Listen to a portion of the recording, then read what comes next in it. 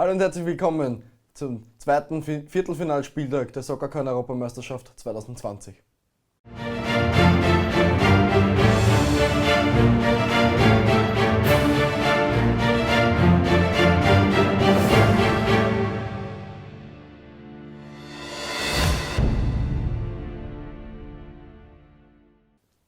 Heute darf ich wieder in meinem Studio begrüßen René Hobeck, hallo.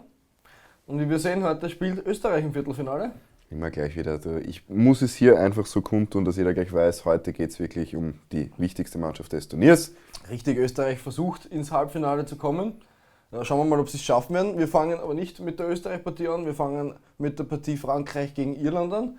Favorit Frankreich natürlich. Du darfst noch Fahnen entfernen, oder haben wir das schon gemacht? Nein, du darfst noch welche entfernen.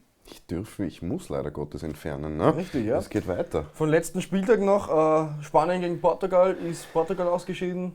1:0 für Spanien. Portugal darf Bye bye, Ronaldo. Und das zweite Spiel, was noch war Belgien gegen Italien. Hat Belgien sich auch durchgesetzt gegen die Italiener. Die dürfen auch aus den Topf rausgenommen werden. Bye bye. Zweimal grün und rot mit dabei in den Fahnen.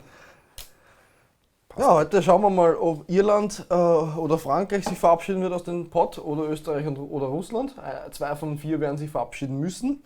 Fangen wir an mit Irland gegen Frankreich. Da sind wir uns wohl einig. Irland kommt weiter. Schauen wir mal, ob Irland weiterkommt.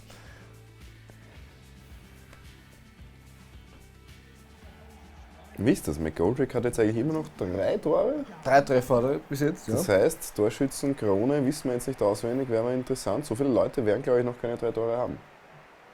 Ja, bis auf Ronaldo, glaube ich, hat noch 3 Tore. De Bruyne Der hat ist nicht sicher mehr auch im Turnier. De Bruyne, das De ist Bruyne der... hat noch 3 Treffer. Ja, Irland wieder im 4-2-3-1. Goldrick ganz vorne. Da ist er schon, der Herr. So wie wir es kennen und lieben. Und Frankreich wieder im 4-4-1-1. Und jetzt auf der Bank zu sehen, unten nicht mehr Ben Yedder, der hat sich ja verletzt. Ja. Jetzt kommt ein neuer, Dembélé. Dembélé. Noch nicht dabei gewesen, in keinem Spiel, war immer nur auf der Reserve. Ja, das Jetzt wird auch einen Grund haben. Er ist ein Wahnsinnskicker, aber bei dem Jungen mangelt es noch ein bisschen, habe ich das Gefühl, an der Disziplin und am Fokus. Ja, Frankreich fängt an zu Abseits, spielen, oder? abseits von Griezmann, ja. Sieht man die Fahne hochgehen auf der Seite. Ja, gegen Irland wird schwer für Frankreich, denke ich. Die haben bis jetzt eine perfekte Europameisterschaft gespielt, ohne Probleme. Frankreich natürlich auch gut bis jetzt. Und Frankreich fängt an und Randolph macht die erste Parade hier. Pogba, bis jetzt nur Frankreich nach vorne im Spielen. Ja. Pogba bleibt Kritisch, stehen, kritisch. Griezmann, den kann er besser, den Abschluss. Aber auch schwierig, probiert sie gleich direkt. Ja. Freistoß. Führt Griezmann aus, direkt sogar. Jetzt direkt, aber zu schwach. Das ist zu schwach für direkt. Oh, jetzt kommen wir mal die Iren zum ersten Mal. Irland vor. Wird gleich gefährlich, Marie. wenn es Richtung McGoldrick geht. Marie passt da auf und da ist wieder Goldrick in der Mitte. Marie fängt ihn trotzdem wieder. Wieder Portugal, jetzt Giroud mit einer guten Chance. Die macht er normalerweise. Der hat auch schon 3 Tore, glaube ich, wenn nicht alles täuscht, dieser Giroud. Ja, 2 oder 3, irgendwie so wird er sicher schon haben. Ja, Eckball für Frankreich, da wartet Giroud wieder mit einer guten Chance. Und wieder tolle Parade. Jetzt Matuidi. Flanke auf Mbappé, wieder vom Daumann gut aufgepasst. Ja, der hat heute viel zu tun. Ja, nein, das war aber zu erwarten. Gegen Frankreich. Und jetzt Eckball wieder Aber von noch Frankreich. 0-0. Und wieder der Torhüter von Irland. Erste Halbzeit vorbei. Ja, 0:0. Ist jetzt Na. spannend, die Partie. Erfolg für die Iren. Und jetzt kommt Frankreich vielleicht einmal. Nein, schlechter Pass von Griezmann. Wieder Frankreich. Nächste Szene. Wieder gut aufgepasst. Und es geht weiterhin für Frankreich nach vorne. Den muss man nicht unbedingt schießen aus dieser Entfernung. Ja, da weckt sich auch Mbappé. Und jetzt gibt es den vollkommen zurecht Wechsel auf. bei Frankreich. Matuidi geht raus und da kommt der Dembélé sogar rein. Ousmane Dembélé. Der neue Spieler. Ja, Wieselflinke ist ein Wahnsinnstechniker am Ball. Ben Yedder. Und jetzt kommt McGoldrick nach vorne. Wird aber nichts, war abseits. Ja, schöner Pass auf Dembélé. Oh, was für ein Traumtor. Abnahme. Was für ein Traumtor. Ja. Ausgerechnet der Spieler, der noch nicht dabei war. Da absolut richtig. Der ist Ja, da Joker zeigt er dazu gleich, gekommen ich will in die Startelf. Ja, ganz klar. Aber gut, aber was für ein Traumtor. Wirklich, Also das war eines der absolut. besten Tore bis jetzt, was wir gesehen haben. Bin ich bei dir. Wunderschöne Vorlage von Griezmann, von Giroud und dann die direkte Abnahme von Dembélé. Also sehr, sehr schön gemacht. Ja, vor allem wirklich die Torabnahme, also die direkte Abnahme zum Tor. Ja, Favorit mitunter auf jeden Fall für Tor des Turniers bis jetzt. Auf jeden Fall, ja. Haben schon schöne Tore gesehen. Nordirland ein starkes Tor aus der Entfernung geschossen, auf die Stange. Dembélé jetzt. Und wir sind in der Nachspielzeit. Frankreich führt 1:0. Irland nicht viel gesehen heute. McGoldrick irgendwie untergegangen. Vorne ist jetzt auch schon nicht mehr in der Partie. Ja, War halt nicht für sein Tag. für ihn reicht es anscheinend nicht für volle 90 Minuten. Er ist immer einer der Ersten, der hier ausgewechselt wird. Aber ist klar, als Stürmer alleine vorne musst du laufen. Das wird schwierig. Und Frankreich vielleicht noch mit einer Chance. Nein, das war's. Ja, 1:0, ein schmeichelhaftes Ergebnis, würde ich meinen. Obwohl die Iren ausgeschieden sind, trotzdem schmeichelhaft für sie. Ja. Ganz klar, weit gekommen auf alle Fälle bis in dieses Viertelfinale. Schwer erkämpft auf alle Fälle. Waren Damit hat niemand Gruppensieger. gerechnet. Hat auch wirklich keiner gerechnet. Sogar der Gruppensieg war schon unerwartet Ja. bei Irland. Ja, Frankreich war in einer schweren Gruppe drin, haben sich gut durchgesetzt in der Gruppe mit Portugal und Deutschland.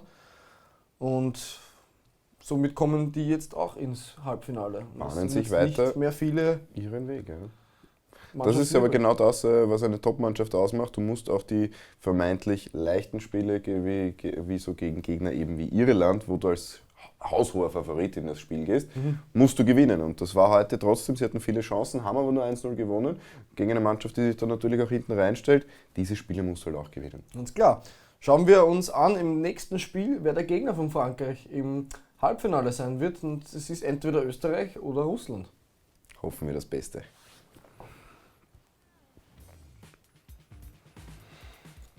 Ja, hier zeigt man uns das schöne Happel-Oval. Ja, prall gefüllt wieder, wie du sagst, immer wieder schön zu sehen. Stadion Olympique, ja. Es ist das Happel-Oval. Und die Aufstellung von Österreich wieder ein 4-2-3-1. Gibt es eine Änderung? Nein, es schaut Bleibt wieder. genau gleich. Ja. Ja, du, wie nochmal, warum etwas ändern, wenn es bis dato funktioniert? Baumgartlinger, Leimer als 2 Sechser, die wechseln sich gut ab und vorne die altbekannten Gesichter. Ganz klar, Natovic im Sturm, Alaba, Zehner. Mhm.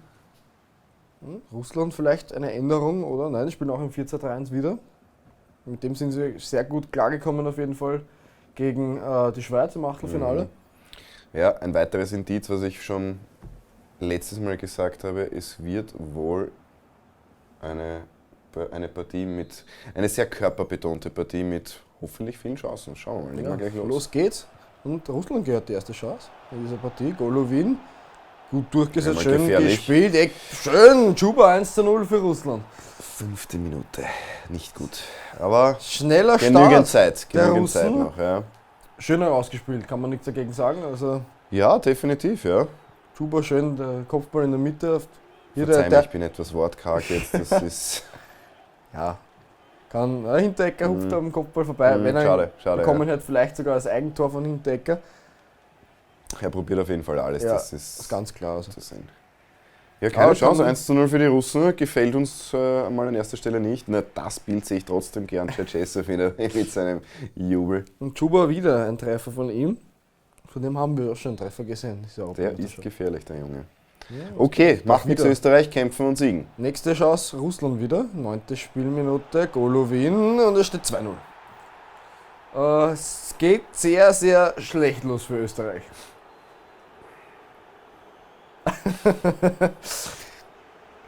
Wieder schön heraus kombiniert, Golovin dann ganz alleine und das kurze Eck abgeschlossen, unhaltbar für den Torhüter Stankovic. Und die Russen führen mit 2:0 nach nur 10 Minuten. Ja.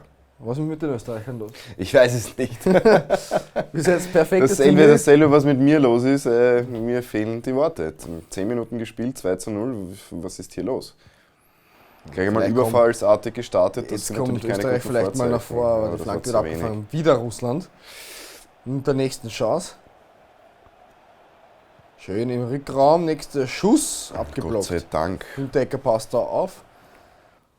War ganz wichtig, dass er da steht und das mit dem Knie. Der wäre auch wieder abläuft. sehr gefährlich aufs Tor gekommen. Sind wir mal froh, okay. Eckball für Russland, gleich im Anschluss hier. Ja, Natovic passt hinten jetzt auf.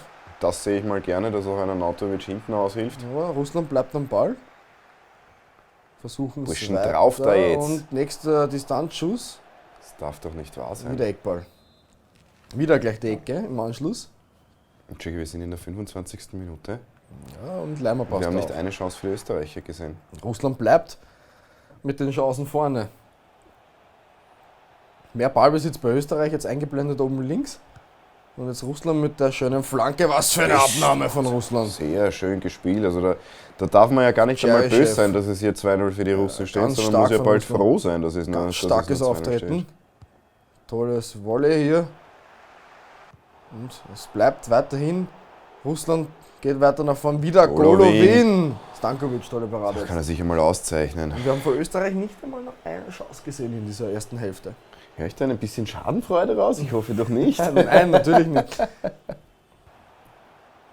Schauen wir mal, ob die Österreicher in der zweiten Halbzeit mehr Ja, jetzt müssen sie einmal kommen. schaffen. Die Flanke nicht so gut jetzt. Und wieder die Das ist Russen. wieder Russland. Viel zu viele Chancen lassen die Österreicher hier zu für die Russen. Das geht nämlich wirklich wie das heiße Messer durch die Butter. Viel zu einfach. Und jetzt kommt Und wieder das- Russland, das 13-0 für Russland. In der 69. Spielminute war das die Vorentscheidung. Jetzt wird es ganz schwer. Also 68. Minute, 69. Minute. Ja, Dragovic passt da nicht gut auf und den macht er dann ziemlich spektakulär auf vorne. Ja, aber was man darf sich hier nicht Nicht aufregen. beschweren, nein, Russland ist einfach besser. Österreich Leider. Leider. So ja, gut, ja. so gut Österreich Und durch es ist wieder die Chuba, Gruppenphase gekommen ist, ja. Der ist auch gut drauf. Absolut. Der Kapitän nimmt hier das Zepter in die Hand und führt die Mannschaft zu einem Jetzt 3:0 und muss- wahrscheinlich Österreich nach vorne, alles nach vorne. bitte darum. Chance für Österreich. Eckball. Nichts. Eckball. Vielleicht jetzt Standardsituation. Nichts. Auch nichts. Geht einfach Auweh, gar nichts. auweh, auweh. Ja, da kommt dann Autovic und der ist drin. Wahnsinn! Und der ist drin. Was für eine Vorlage. Ein hier. Autogoal, nicht jubeln, Ball holen, zurück. Komm schon, die 1:3 kleine Chance noch war. Anschlusstreffer von Österreich, aber die Vorlage war spektakulär genial. Arnautovic Ich hätte- nicht im Abseits. Wollte ich gerade sagen, ich hätte Arnautovic eindeutig im Abseits gesehen.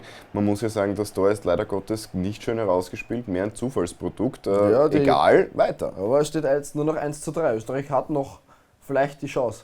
Sehr minimal, aber das ist jetzt wirklich, wirklich sehr, sehr knapp. Arnautovic, wenn ich mich nicht irre, auch schon den dritten Treffer jetzt in diesem Ja, Turnier. ein Autogoal, ja, Sturmspitze. 79. Minute kommt's Burschen, kämpfen. 10 Minuten noch.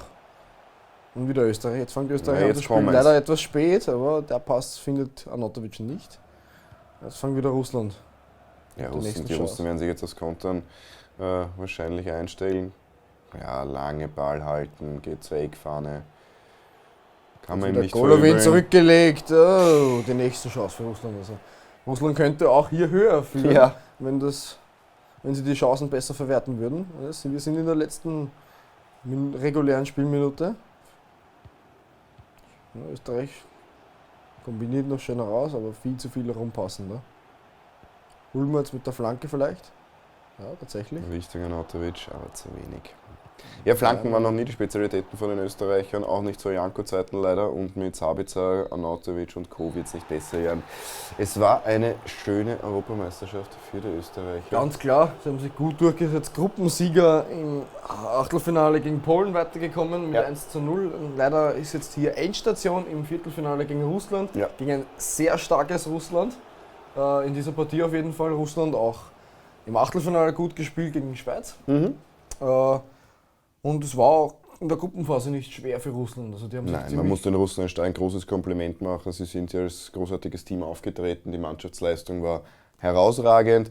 Genauso war auch von Österreich. Man darf hier wiederum auf der anderen Seite nicht unverschämt sein. Österreicher haben uns Österreicher, glaube ich, stolz gemacht bei dieser, bis ins Viertelfinale dieser gekommen. Das FIFA-EM. ist schon sehr weit. Denke ich auch, ja. Also von dem her, Chapeau an die Russen, auch Gratulation an die Österreicher. Ja, jetzt muss ich dir leider mitteilen, dass du 2 Fahnen wieder entfernen In darfst. diesem Fall jetzt sehr, sehr leider, ja. Es werden natürlich die Iren, Die Iren nehmen wir vorher raus. Ja. richtig. Und dann müssen wir die rot-weiß-rote Fahne auch entfernen. Muss das wirklich sein? Natürlich. Muss leider so sein. Und es sind nur noch 4 Fahnen übrig. Nimmst du die mit heim? Ich nehme sie mit nach Hause. Perfekt. Sehr gut. Ja, das waren wieder 2 tolle Partien mit anzusehen. Österreich leider ausgeschieden. Ja. Wir haben jetzt 2 Halbfinalpartien, die stehen. Die erste Halbfinalpartie ist Spanien gegen Belgien, auf die ich mich sehr freue. Das wird eine offensive Partie auf beiden Seiten wahrscheinlich. Rot gegen Rot, beide werden rot sein. Richtig, hoffentlich nicht, weil sonst wird es schwer auseinanderzuhalten. Und die zweite Halbfinalpartie heißt Frankreich gegen Russland. Ja, ich gebe jetzt noch weiter ins Studio zu Herbert Prohaska zur Analyse dieses zweiten Viertelfinalspieltags. Bin gespannt, was der Herbert dazu sagt, dass die Österreicher draußen sind. Ja, wir sind wieder im Prohaska-Studio und haben jetzt die letzten Semifinalisten ermittelt. Leider Gottes nicht geschafft, hat es unsere Auswahl, aber zu denen dann später. Zum ersten Spiel, Irland-Frankreich hat sich an und für sich der haushohe Favorit durchgesetzt, auch wenn es nur sehr knapp mit 1:0 war. Allerdings war sicherlich das Tor von Dembele eines der schönsten bei dieser ganzen Europameisterschaft. Und ich denke ganz einfach, dass die Franzosen total verdient im Semifinale stehen, weil sie doch dominiert haben und Chancen herausgearbeitet haben und die Iren eigentlich nur durch ihren Torhüter verhindert haben, dass sie eine höhere Niederlage eingefahren haben. Zum zweiten Spiel ist natürlich aus unserer Sicht, aus Österreich, traurig, weil das Match fast schon nach 10 Minuten entschieden war. 0:2 hinten ist natürlich dann unheimlich schwer aufzuholen. Aber ich glaube, Österreich hat sich gut verkauft. Es ist jetzt die Frage, sollen wir jetzt traurig sein, sollen wir uns ärgern, weil Österreich ausgeschieden ist. Ich habe mich dafür entschieden, dass wir nicht traurig sind, weil ich glaube, ein Viertelfinale ist für Österreich, für eine Nation wie für uns ganz einfach trotzdem was Fantastisches. Man konnte nicht davon ausgehen oder fordern von unserer Mannschaft, dass wir unter die letzten 8 sind. So gesehen, wir haben eine sehr gute Europameisterschaft gespielt. Das eine weinende Auge ist vielleicht das, dass Russland im Viertelfinale sicherlich unsere Kragenweite ist und dass wir auch ohne weiteres hier in ein Semifinale eindringen hätten können. Auf der anderen Seite Gratulation an die Russen, die letztlich dann doch verdient gewonnen haben, obwohl wir bis zum Schluss alles versucht haben, um vielleicht noch heranzukommen, ist uns nicht gelungen. Trotzdem, Österreich Viertelfinale großartig. Jetzt sind wir ein bisschen traurig, freuen uns aber auf die Semifinalspiele. Die werden dann wirklich sehr, sehr spannend werden. In diesem Sinne gebe ich zurück ins Soccer Coin TV Studio und horchen wir, was dort noch gesprochen wird. Ja, vielen Dank, Herbert, für deine Analyse. Ich verabschiede mich heute von dir. Wahrscheinlich das letzte Mal in Rot-Weiß-Rot hier zu sehen im Studio. Ja, leider Gottes, ja, außer ich finde noch irgendwo ein rot-weißes Hemd. Von Ihnen verabschiede ich mich auch. Vielen Dank fürs Einschalten und wir sehen uns bei den Halbfinalpartien wieder.